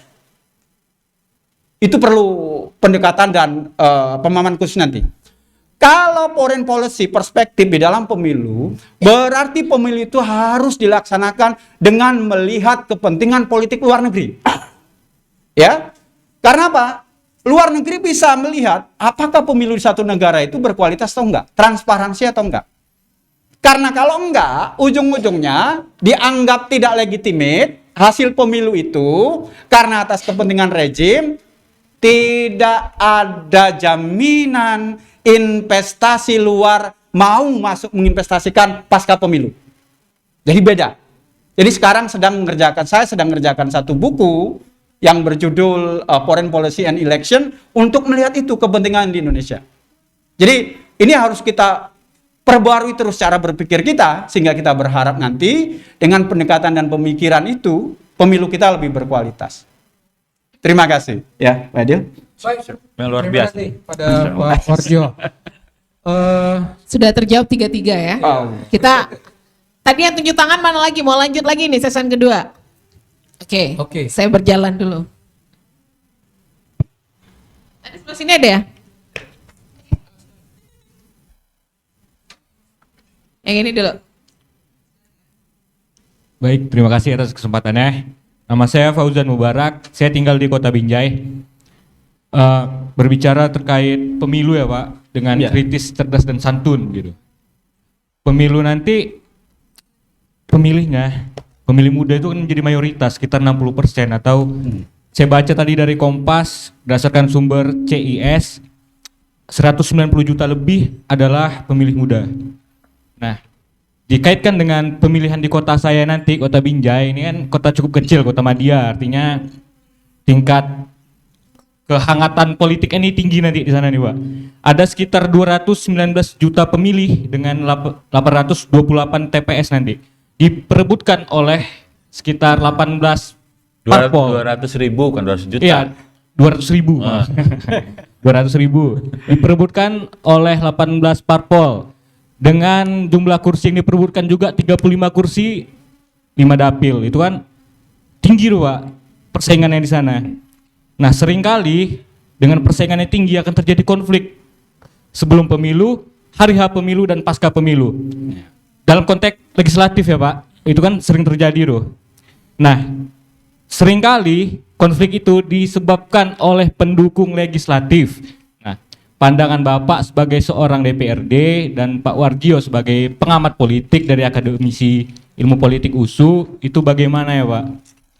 Meredam konflik yang disebabkan oleh pendukung legislatif atau legislatif sendiri yang mengumbang isu kemana-mana untuk menjatuhkan lawan politiknya dengan maksud untuk memperebutkan 35 kursi tadi.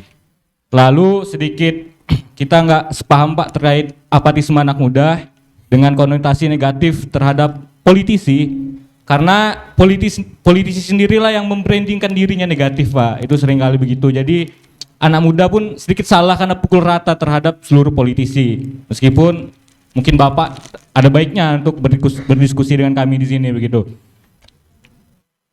Dengan branding negatif tersebut, wajar saja Pak anak muda mengasumsikan bahwa politik ini syarat dengan hal-hal kotor begitu. Saya yakin Bapak punya pembelaan yang berbeda untuk menjelaskan kepada kami bahwa politik tidak sebegitu kotor gitu. Terima kasih Pak. Terima kasih. Kita ke terakhir ya. Ini yang bertanya silakan.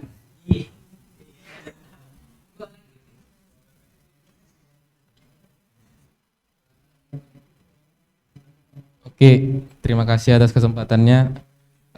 Perkenalkan, nama saya Nikola Simarmata. Saya berasal dari Medan. Saya mahasiswa prodi Ilmu Politik semester 4. Nah, untuk kegiatan ini sebenarnya saya nggak mau bertanya secara gamblang ya, cuman saya mau memberikan autokritik lah. Karena dalam kegiatan-kegiatan seperti ini, menurut saya untuk output hanya memilih, itu merupakan dampak tidak efisien secara konkret. Karena sebenarnya secara umum, kebanyakan saya lihat ketika politisi masuk kampus, mereka selalu membicarakan politik, tapi tidak pada bidangnya gitu. Ketika mereka membicarakan bidang yang akhirnya bisa membantu mahasiswa, nah itu mahasiswa memiliki tingkat melek sendiri, dan akhirnya mahasiswa bisa menyadari bahwa mereka itu masih membutuhkan perpanjangan tangan melalui anggota DPRD gitu.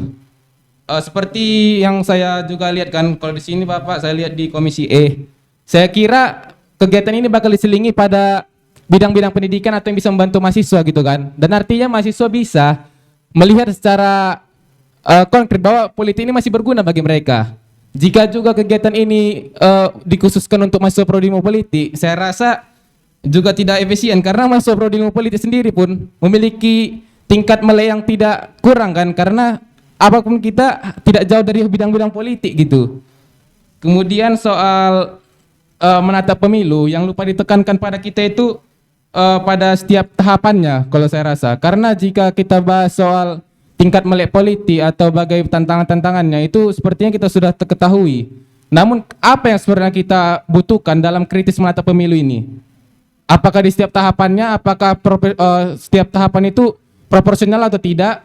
Atau apakah ada kecurangan atau suatu kepentingan? Atau bagaimana yang harus kita tatap dalam pemilu 2024 ini gitu kan?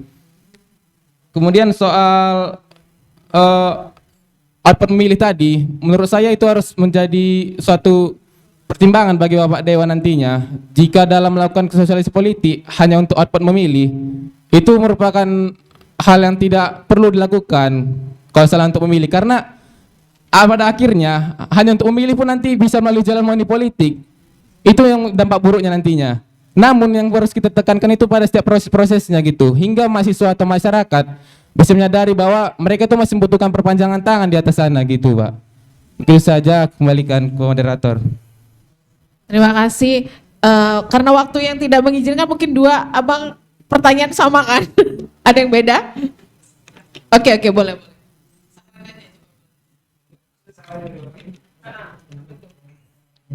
Baik, perkenalkan nama saya Ritus Mandaili, saya berasal dari Riau. Berbicara tentang politik pasti tiga makna, yaitu aktivitas politik, proses politik, dan kekuatan politik. Secara tidak langsung atau sadar tidak sadar, kehidupan sehari-hari kita sudah melakukan kegiatan politik. Seperti yang Bapak Aidil katakan semalam, kita aja kuliah ini sudah melakukan kegiatan politik, di pasar-pasar juga sudah melakukan kegiatan politik. Seperti yang Bapak Hendra katakan tadi, salah satu karakter generasi sekarang itu apatisme politik. Jadi, adakah saran atau cara dari Bapak sehingga kami khususnya anak politik ini dapat mengajak dan mendorong generasi sekarang atau bahkan masyarakat untuk lebih aktif lagi dalam dunia perpolitikan khususnya pada pemilu 2024 ini. Terima kasih, Pak. Terima kasih. Ini ada 3 pertanyaan, mungkin dirangkum aja sekalian Pak Hendra. Ya. Yang satu minta saran nih. Iya. Ya, silakan Pak Hendra. Iya, inilah enaknya diskusi sama mahasiswa mahasiswa ilmu politik. Pozan ya. Ya, saya Pozan dulu lah. Pozan, potensi konflik itu ada memang gitu. Jangan kan pemilu, pilkades ya, tapi Binjai kan kota ya, nggak ada kepala desa. Pilkades saja itu rawan konflik gitu. Saya pernah rapat bersama sebuah NGO di Indonesia itu memaparkan beberapa potensi konflik, dan konflik yang sudah terjadi di tengah masyarakat akibat ada kontestasi. Itu dia. Jadi memang yang terjadi adalah politisi kita itu belum matang menjadi seorang politisi. Sehingga yang dilakukan apa? Yang dilakukan adalah black campaign misalnya. Yang tadi itu kemudian melakukan apa? Menguatkan politik identitas gitu. Padahal politik identitas itu ya hal yang wajar tadi disampaikan Pak Warjio ya. Tetapi bahwa ini dikelola secara masif gitu. Seolah kalau tanpa itu dia nggak bisa melakukan apapun. Tidak. Kalau seorang politisi yang memang matang ya, matang betul, dia memang politisi yang dipenuhi dengan yang namanya proses gitu. Politisi yang hidupnya sepanjang masa melakukan proses pembentukan karakternya, pembentukan dirinya sehingga pantas lahir menjadi seorang politisi. Yang kalau tingkat tadi itu bukan politisi, itu calon anggota DPR. Apakah sama calon anggota DPR dengan calon politisi? Berbeda. Karena bagi sebagian orang, jadi anggota DPR itu sebuah pekerjaan.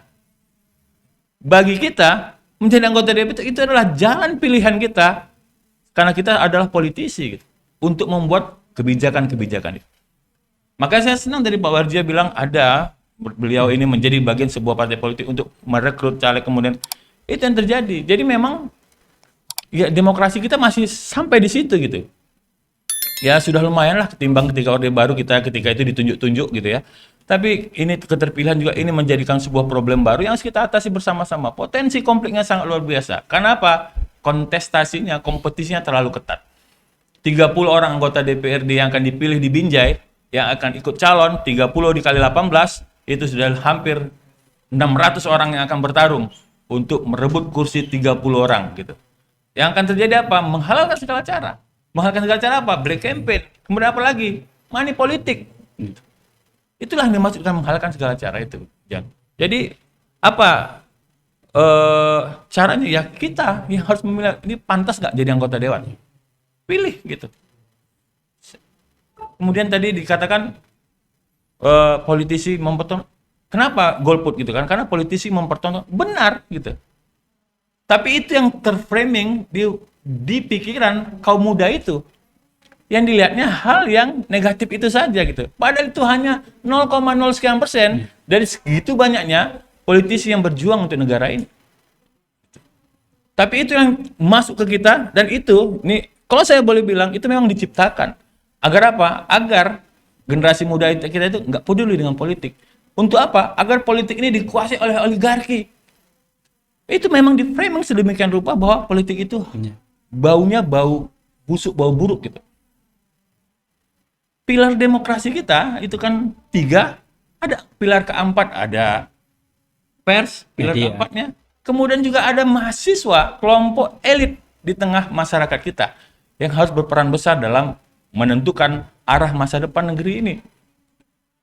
Jadi memang betul itu dipertontonkan. Yang buruk banyak, yang paripurna nonton sesuatu itu diviralkan, dan itu memang sengaja diciptakan gitu. Untuk membuat seolah partai politik dan orang-orang yang ada dalam komunitas partai politik adalah orang yang baunya luar biasa sekali. Gitu. Itu memang di framing sedemikian rupa gitu. Coba bayangkan Jan, ada orang berpikir kemarin justru lembaga kampus membuat penelitian bahwa lembaga terkorup itu DPR. Bayangkan dan itu framing itu masuk ke semua kelompok masyarakat. Padahal kita tahu DPR itu tidak mengelola uang. Ada yang korupsi? Ada. Tangkap ada. Ya. Tapi DPR tidak mungkin lembaga yang tidak mengurus uang menjadi lembaga terkorup di negeri ini. Yang ngelola uang itu eksekutif. Yang pegang uang itu eksekutif. Bukan DPR. Kok bisa tiba-tiba DPR menjadi lembaga terkorup? Sama saya mementahkan juga itu waktu itu diskusi dengan kalangan kampus, kalangan penggiat korupsi, bahwa Sumatera Utara sebagai provinsi terkorup di Indonesia karena masuknya banyak anggota DPR Sumut beberapa waktu lalu ke tahanan itu. Saya tanyakan, dari mana Bapak menyatakan bahwa Sumatera Utara sebagai provinsi terkorup? Dari jumlah orang kah? Atau dari jumlah uang yang diselewengkan? Kalau itu perhitungannya, maka di daerah Jawa sana itu uangnya jauh lebih besar yang dikorupsi dan bukan Sumatera Utara. Itulah cara kita membela daerah kita gitu. Bahwa jangan framing itu dibuat seolah-olah Sumatera Utara ini adalah tempat korup, semua urusan melalui uang tunai. Kan itu yang di framing kan, dan itu terjadi dan kita makan mentah-mentah sebagai anak Sumatera Utara. Jadi kalau dibilang DPR lembaga terkorup, nggak mungkin kalau saya bilang gitu. Mungkin karena yang mengelola uang itu eksekutif, bukan DPR. Mulai DPR, ada yang terlibat? Ada. Itu kan ada juga ketangkap itu. Mudah-mudahan kalau Hendra Cipta bersih dari urusan kayak gitu tuh, Jan. Tuh, Pak, ini terkait waktu mungkin iya, bisa kita disingkat. perpanjang aja. Kemudian Itu ya tadi terjawab ya kenapa gak tertarik. Itu akhirnya golput. Terus Simon Mata autokritik. Saya Simon Mata, kalau Anda mau lihat apa yang saya lakukan di bidang kerja saya ini ketua fraksi PAN di DPRD. Simon Mata, dengarlah dia nanya tapi dia nggak dengar. Anda nanya, nggak dengar itu gimana kita? Maksudnya saya di DPR itu ketua fraksi, anggota saya ada 8. Saya sekretaris wilayah Partai Amanat Nasional 2 periode. Jadi bukan sekedar anggota biasa, saya sekretaris wilayah partai tingkat Sumatera Utara. Saya ini boleh menentukan saya berada di komisi mana. Biasanya orang kalau sudah memegang kekuasaan dia akan memilih di tempat yang enak lah. Tapi saya memilih di Kesra, bidang komisi E itu. Kesra itu urusan pendidikan. Nanti Anda lihat saja apa yang kita perjuangkan, apa yang kita lakukan. Ini memang forumnya adalah forum ini. Nggak boleh kita keluar dari kok. Kalau saya ceritakan apa bidang pendidikan, apa bidang kesehatan, nanti saya tantang kalian buat pertemuannya, saya hadir untuk memberikan apa yang dilakukan oleh Hendra Cipta, seorang aktivis mahasiswa yang hari ini menjadi anggota DPRD. Dan bukan anggota DPRD kaleng-kaleng, ketua fraksi. Dari 100 anggota DPR Sumut, ketua fraksi hanya 9 orang. Gitu. Dari 100 anggota. Termasuk elit juga lah kita. Kita beri plus lah. Itu sebenarnya. Jadi salah Anda kalau autokritik itu dia. Memang forumnya Kardopa buat itu. Kardopa buat itu. Saya terbuka dengan mahasiswa. Kapan diundang? Kalau nggak kalian datang ke kantor, kita kasih semua. Ruangan saya di Marmata itu selalu didatangi oleh kelompok mahasiswa manapun. Saya ini HMI, ya. Tapi ada di GMKI datang, ada di GMNI datang, ada di PMI datang, ada di semua berdiskusi dengan kita di situ. Kita tantang nih FISIP ini untuk mengundang Hendra Cipta di forum yang lebih kritis, lebih tajam nanti. Itu. Kalau ini kan ada Bang Edil agak segan kalian nanya. Apalagi ada Bang Warjio. Daily ya, Daily tadi namanya. Iya. Daily ya. Bagaimana? Saya tidak menyarankan semua mahasiswa generasi muda masuk ke partai politik, bukan. Yang saya katakan bahwa kita terbuka dengan politik, kita paham dengan dunia politik, dan kita harus menjadi bagian dalam menentukan arah negeri ini melalui yang namanya politik itu. Saya dulu pemilu 99, saya nggak masuk partai politik, belum masuk PAN saya. Ya. Kami membuat, waktu itu banyak sekali pemantau pemilu, itulah keterlibatan kita. Waktu itu ada Anfrel, kami buat sendiri, kami buat namanya Senat Mahasiswa Pemantau Pemilu. Cari uangnya sendiri, uangnya nggak dari Amerika, nggak dari kami cari uang sendiri, gitu. Kalau Amfrel dari banyak dari luar ya, forum rektor segala macam. Itu yang saya bilang, keterlibatan mahasiswa itu bukan harus masuk partai politik. Banyak ada NGO, tapi paham gitu dengan apa yang diperjuangkan dengan politik. Seperti Bang Warjo ini, kalau ilmu politiknya udah khatam, tapi apakah harus masuk partai politik? Nggak harus. Tapi dia tadi itu mengawal demokrasi, mengawal arah politik kita dengan caranya, dengan ilmunya. Jadi semua yang hadir di sini nggak semua harus masuk partai politik. Si Zebua nggak harus. Apa peran kita yang tentukan sesuai dengan kemampuan kita. Saya paksa pun kalian masuk partai politik. Kalau kalian tidak punya basis, kalian akan tenggelam dengan sendirinya. Tapi kalian tidak punya basis, tapi kalian punya ilmu, kalian bisa bergerak di bidang lain untuk berkontribusi terhadap yang namanya politik itu. Itu apanya ya, Deli ya. Jadi ya kalau tertarik nanti gabung sama kita. Kalau enggak nanti diskusi-diskusi lebih panjang. Dibentuk menjadi politisi muda atau orang muda yang peduli dengan dunia politik. Saya pikir itu. Baik, terima kasih Pak Hendra. Pak Warjo, mohon maaf waktu kita terbatas. Betul. Pada peserta juga kita cukupin ya. Mungkin tanpa saya kesimpulan saya serahkan langsung lah kepada penyiar. Ya, terima kasih dari saya. Hormat kepada Pak Hendra dan Pak Warjo. Saya tutup. Assalamualaikum warahmatullahi wabarakatuh. Waalaikumsalam warahmatullahi Atau gini, ini enak sama Pak Warjo nih ya kan ya. Bapak mungkin ada pengen disampaikan sebagai penutup untuk adik-adik kita, teman-teman mahasiswa ini. Pamungkas. Pamungkas, ya. Kata-kata pamungkas dari Pak Warjo. Saya kira, terutama generasi muda, silakanlah kita ya aktif di dalam berbagai kegiatan aktivitas politik. Apakah di dalam partai politik atau di luar. Tadi Bang Hendra sampaikan bahwa partai politik itu oke, tapi di luar juga oke. Tadi saya sudah sampaikan, di Amerika itu, kenapa hanya 67%? Ternyata aktivitasnya banyak di luar non-partai. Mereka membuat NGO dan seterusnya. Gitu. Jadi saya kira penting untuk menyampaikan bahwa kepentingan politik itu Anda sekalian bisa memasuki di berbagai wilayah. Saya kira itu ya, nanti di luar kita bisa lebih intens lagi insya Allah. Terima kasih. Assalamualaikum warahmatullahi wabarakatuh. Terima kasih Pak Warjo. Kasih tepuk tangan dulu untuk narasumber kita. Nah, ini waktunya udah mau habis, nggak kerasa. Pengen ngucapin juga terima kasih buat teman-teman yang sudah hadir di sini, yang sudah memberikan pertanyaan juga. Mungkin kalau lo mau lebih puas lagi, off air ya Pak Hendra ya. Ya, off air nih. Kita yang kasih konsumsinya. Oke. Pak Hendra nanti urusan belakangan nih ya. Oke. Baik teman-teman, waktu kita tidak banyak lagi. Saya mengucapkan terima kasih juga untuk narasumber kita. Ada Pak Hendra Cipta, anggota DPRD Sumatera Utara. Ada Pak Warjio, akademisi ilmu politik FISIP USU. Ada moderator kita juga Bapak Adil Arifin. Terima kasih waktunya Pak ya, sudah membuat acara kita cukup meriah untuk pagi menjelang siang ini, tentunya di program Membangun Generasi Cerdas dengan tema